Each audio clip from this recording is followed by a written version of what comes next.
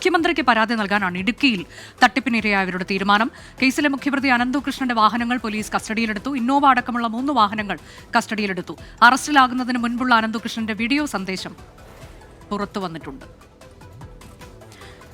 സജോ ദേവസ്യ വിശദാംശങ്ങളുമായി ഒപ്പം ഞങ്ങളുടെ മറ്റു പ്രതിനിധികളുണ്ട്. ആദ്യം സജോ ദേവസ്യയിലേക്ക്. സജോ, ഇപ്പോൾ വിവിധ ഇടങ്ങളിൽ നിന്ന് തട്ടിപ്പിന്റെ വിവരങ്ങൾ, ഒട്ടേറെ പരാതിക്കാർ രംഗത്തേക്ക് എത്തുകയാണ്. കോടിക്കണക്കിന് രൂപയുടെ തട്ടിപ്പാണ് നടന്നത് എന്നുള്ളത് കണ്ടെത്തിയിട്ടുണ്ട്. എന്താണ് അവിടെ നിന്ന് നൽകാനുള്ള വിശദാംശങ്ങൾ?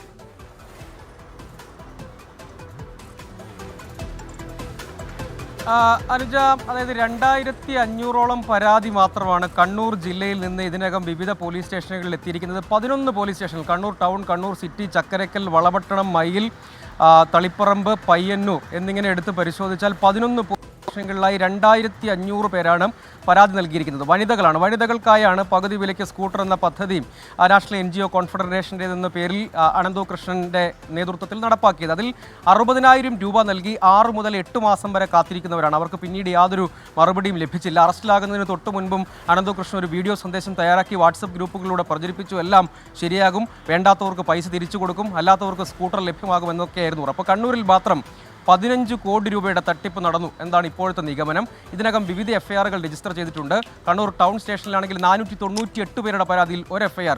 അനന്തകൃഷ്ണനെ 1-ാം പ്രതിയാക്കി, ലാലി വിൻസെന്റിനെ 7-ാം പ്രതിയാക്കി.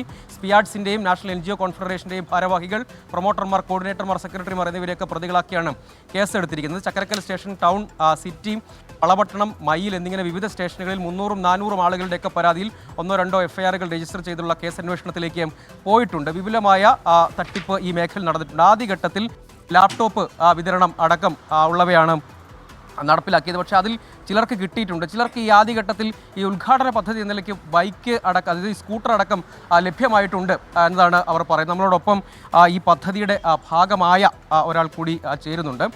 ലിനീഷ് എന്നാണ് അദ്ദേഹം. യഥാർത്ഥത്തിൽ കോഴിക്കോടുകാരനാണ്. അദ്ദേഹത്തോടുകൂടി നമുക്ക് എന്താണ് വിശദാംശം എന്ന് ചോദിക്കുക. അതായത് നിങ്ങൾ ആ മേഖലയിൽ എത്ര പേർക്കാണ് പദ്ധതി ഉണ്ടായിരുന്നത്? ഞങ്ങളുടെ കൂട്ടത്തിലൊരു 10-20 പേർ ഞങ്ങൾ ആദ്യം കൊടുത്തിട്ടുണ്ട്. അതിൽ എൻ്റെ കൂട്ടത്തിന് 5 പേർക്ക് കൊടുത്തിരുന്നു. 5 പേർക്ക് കൊടുത്തു. 5 പേർക്ക് സ്കൂട്ടർ കിട്ടി. അത് എത്ര രൂപ കൊടുത്തത്? അന്ന് 60,000 രൂപ. ഒരാൾ 60,000 രൂപ. ബാക്കി 10-40ഓളം പേര് വേറെ വെയിറ്റിംഗിലുണ്ട്. നിങ്ങൾ ആ കണക്ട് ചെയ്തതാ ശരിക്കും എങ്ങനെയാണ് കണക്റ്റഡ് ആവുന്നത്? അത് നമുക്ക് വിശ്വസിക്കാൻ കൊള്ളാവുന്ന സമൂഹത്തിൽ അംഗീകാരമുള്ള ആളുകളെ സ്വാധീനിച്ച് അവരിലൂടെ വിശ്വാസം ആർജിക്കാൻ ശ്രമിച്ചു. ഞങ്ങൾ അങ്ങനെയുള്ള സ്വാധീനിച്ച ഒരു പാർട്ടിയുടെ ഒരു നേതാവാണ്. ആ നേതാവിൻ്റെ കെയർ ഓഫിലാണ് ഞങ്ങൾ പൈസ കൊടുത്തത്. നിങ്ങളടക്കമുള്ള ആളുകൾ കിട്ടി. വനിതകളുടെ പേരിലാണ്? വീട്ടിലുള്ള വനിതകളുടെ പേരിലാണ്. ലാപ്ടോപ്പ് ആയാലും വനിതകളുടെ പേരിലാണ്. ഞാൻ ലാപ്ടോപ്പും പകുതി വിലക്കാണ്. ലാപ്ടോപ്പ്, മൊബൈൽ ഫോണ്, പിന്നെ അങ്ങനെ തയ്യൽ മെഷീൻ, ഇതൊക്കെയാണ് അന്ന് പറഞ്ഞത്. അതൊക്കെ ആദ്യഘട്ടത്തിൽ കൊടുത്തിട്ടുണ്ട്. ഞങ്ങൾക്ക് കിട്ടിയിട്ടുണ്ട്. അതും ഈ നാഷണൽ NGO കോൺഫെഡറേഷൻ്റെ പേരിലാണോ? വണ്ടി വാങ്ങിക്കാൻ പോകുമ്പോൾ അതിൻ്റെ ബാനറിലാണ് ഞങ്ങൾക്ക് ഇത് വണ്ടി കിട്ടിയത്. എല്ലായിടത്തും അങ്ങനെ പ്രാദേശികമായി ഓരോ സീഡ് സൊസൈറ്റി ഉണ്ടാക്കിയെന്ന് പറയുന്നത്. അപ്പോൾ അതുവഴി ആയിരിക്കാം ഇതും നടപ്പിലാക്കിയത്. അതിനെപ്പറ്റി അത്ര അറിയില്ല. അപ്പോൾ ഈ അത്രയും പേർക്ക് കിട്ടി, ബാക്കിയുള്ളവർക്ക് കിട്ടിയ മറുപടി എന്താണ്? മറ്റുള്ളവർക്ക് ഇനിയിപ്പോൾ ഞായറാഴ്ച ഞങ്ങൾക്കൊന്നും പൈസ വാങ്ങിച്ച ആൾ ഞായറാഴ്ച കോർഡിനേറ്റർ ഞായറാഴ്ച വന്നിട്ട് പൈസ തിരിച്ചു കൊടുക്കാമെന്ന് പറഞ്ഞു. അവർ ആ പൈസ ഈ അനന്തകൃഷ്ണൻ്റെ അക്കൗണ്ടിലേക്ക് കൊടുത്തിട്ടുണ്ടാകും? അതറിയില്ല. അതായത് അദ്ദേഹം ഈ പദ്ധതിയുടെ ഭാഗമായ ഒരാളാണ്. അദ്ദേഹം പറയുന്നത്, അതായത് ഓരോ മേഖലയിലും 1-2 പേർക്കോ അല്ലെങ്കിൽ 5 പേർക്കോ വരെയൊക്കെ ഈ സ്കൂട്ടറോ മറ്റു ഉപകരണങ്ങളൊക്കെ കിട്ടിയിട്ടുണ്ട്.